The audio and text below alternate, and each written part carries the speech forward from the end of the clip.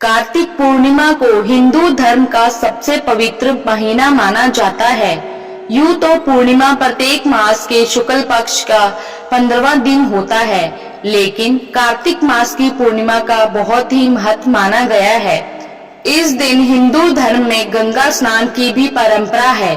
गंगा स्नान करने के पश्चात सूर्य देव को अर्घ्य अवश्य देना चाहिए। मानते हैं कि ऐसा करने से मनुष्य को अपने किए गए पापों से मुक्ति प्राप्त होती है। कार्तिक पूर्णिमा के दिन स्नान इत्यादि करके गरीबों को कुछ न कुछ दान करना चाहिए। ऐसा करने से उसका 1000 गुना फल प्राप्त होता है।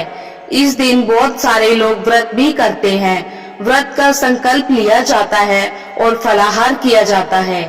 इस दिन भगवान विष्णु और माँ लक्ष्मी की पूजा की जाती है। कई जगहों पर भगवान श्री कृष्ण के विग्रह की पूजा की जाती है।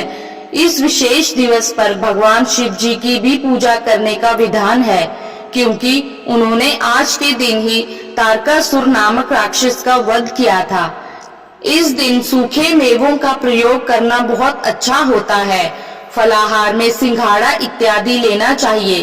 कई घरों में इस दिन आटे का मीठा चूर्ण भी बनाकर प्रसाद चढ़ाते हैं।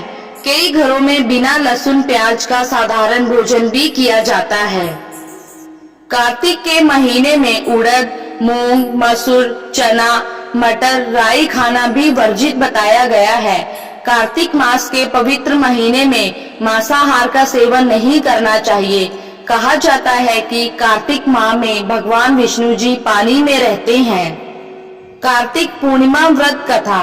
एक पौराणिक कथा के अनुसार तारकासुर नामक एक राक्षस था। उसके 3 पुत्र थे, तारकक्ष, कमलाक्ष और विंधुनमाली। तारकासुर बहुत ही बलवान था। उसने धरती व स्वर्ग पर अपना आतंक मचा रखा था, जिससे परेशान होकर देवताओं ने भगवान शिव से उसका अंत करने के लिए प्रार्थना की।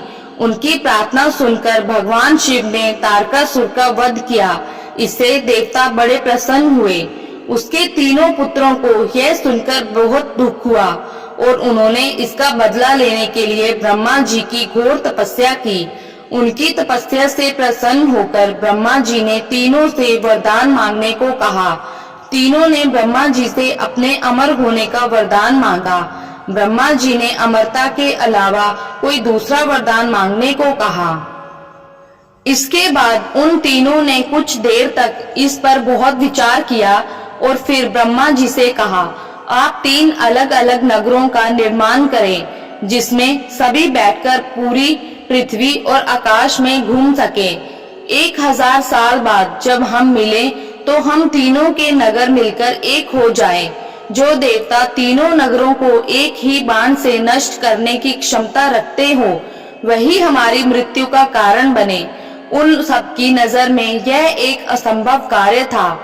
उन्हें वह वरदान ब्रह्मा जी के निर्देशानुसार मय दानव ने उनके लिए 3 नगरों की स्थापना की। तारकक्ष के लिए सोने का, कमला के लिए चांदी का और विंधुनमाली के लिए लोहे का नगर बनाया। तीनों ने मिलकर तीनों लोकों पर अपना अधिकार जमा लिया। इंद्र देवता इन तीनों राक्षसों से बहुत भयभीत हुए और भगवान शंकर की शरण में गए। इंद्र की बात सुनकर भगवान शिव ने इन दानवों का नाश करने के लिए एक दिव्य रथ का निर्माण किया। इस दिव्य रथ की हर एक चीज देवताओं से बनवाई गई थी। चंद्रमा और सूर्य से पहिए बने। इंद्र, वरुण, यम और कुबेर रथ के 4 घोड़े बने। हिमालय धनुष बने और शेषनाग प्रत्यंचा बने। भगवान शिव खुद बाण बने और बाण की नोक अग्निदेव स्वयं बने। इस दिव्य रथ पर भगवान शिव स्वयं सवार हुए।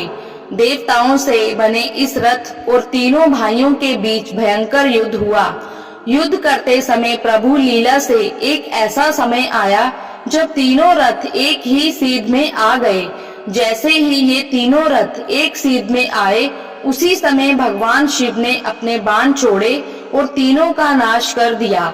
इसी वध के बाद भगवान शिव को त्रिपुरारी कहा जाने लगा था। दोस्तों, तो ये थी कार्तिक पूर्णिमा की व्रत कथा। आपको ये कथा कैसी लगी कमेंट करके बताएं और चैनल पे नए हो तो सब्सक्राइब करें। धन्यवाद।